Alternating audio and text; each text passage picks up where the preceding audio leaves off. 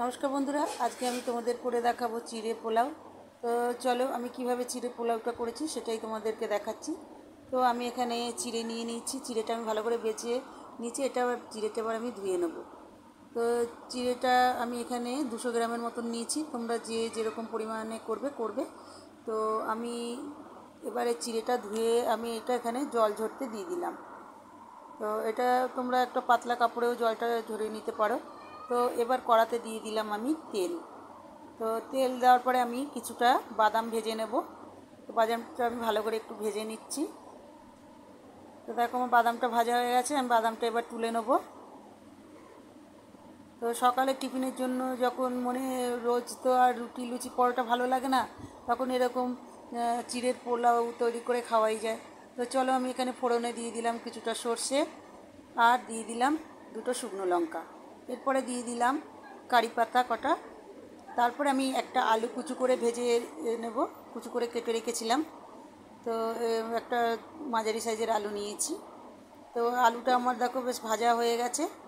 এরপরে আমি দিয়ে দেবো পেঁয়াজটাও আমি একটু ভেজে নেব হালকা।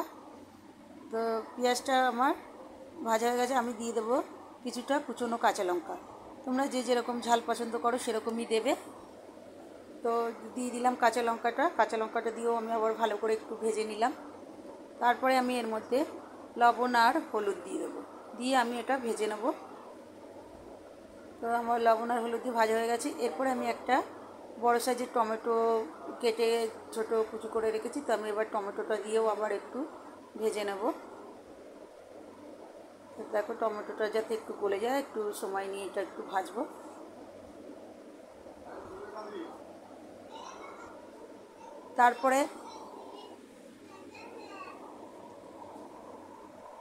তারপরে উপর থেকে আমি দিয়ে দেবো যে চিড়েটা জল ঝরিয়ে রেখেছিলাম, সেই চিড়েটা দিয়ে দেবো।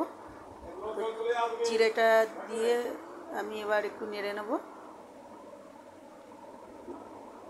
ভালো করে এটা একটু নেড়ে নেব। তো আমি এর মধ্যে একটুখানি চিনি অ্যাড করেছিলাম, অল্প চিনি আর একটু লঙ্কার গুঁড়ো দিয়েছিলাম। তো তোমরা যে যেরকম ঝাল পছন্দ করো দিও। তো আর দিয়ে দিলাম ওপর থেকে যে ভেজে রেখেছিলাম বাদামটাও আমি দিয়ে দিলাম। তো আমার চিড়ের পোলাওটা প্রায় রেডি হয়ে গেছে। আর ওপর দিয়ে দিলাম একটু ম্যাগি মশলা। আমি 1 প্যাকেট ম্যাগি মশলা পুরোটাই দিয়ে দিলাম। তো এই মশলাটা দেওয়ার কারণে এই পোলাও স্বাদটা অনেকটাই বেড়ে যাবে। তারপরে আমি দিয়ে দেবো এখানে কিছুটা ঝুরি ভাজা দিয়ে দেবো। তো বন্ধুরা, আমার রেসিপিটা তোমাদের যদি ভালো লাগে লাইক শেয়ার কমেন্ট করো।